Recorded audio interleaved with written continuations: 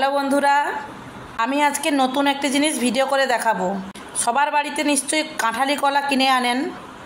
7 দিন মতন বাড়িতে রেখে দিলে ওটা কালো হয় না। কালো কেন হয় না আপনাদের আমি ভিডিও করে দেখাবো। এই দেখুন কাঁঠালি কলা 8 পিস আছে। এই 8 পিস কেমনভাবে রাখলে 7 দিন 8 দিন পর্যন্ত এগুলো কালো হবে না। আমার ছেলে কলা কালো হয়ে গেলে খায় না, ওই জন্য আমি আপনাদের দেখাবো আমি কিভাবে রাখলে আপনাদেরও এটা হয়তো উপকৃত হতে পারেন এর দ্বারা।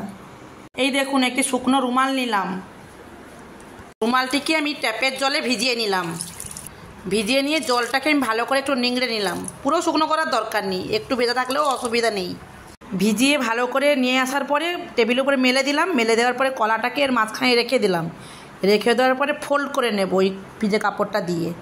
ফোল্ড করে রেখে এইভাবে আপনি রেখে দেবেন, দেখবেন কলা 7 দিন মতন কালো হবে না। এরপরে আমি আর একটা কাপড় দিয়ে দিলাম, দুটো কাপড় দিয়ে ফোল্ড করে রাখবো।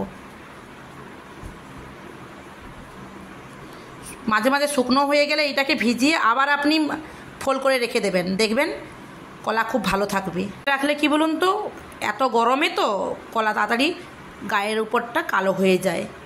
আমি তো ভিজে কাপড় দিয়ে আমি এই ঢাকনার মধ্যে রাখি। আমার 10 দিন মতন থেকে যায়। 10 দিন মধ্যে থাকলেও আমার কালো হয় না। আপনারা এরকমভাবে রাখুন।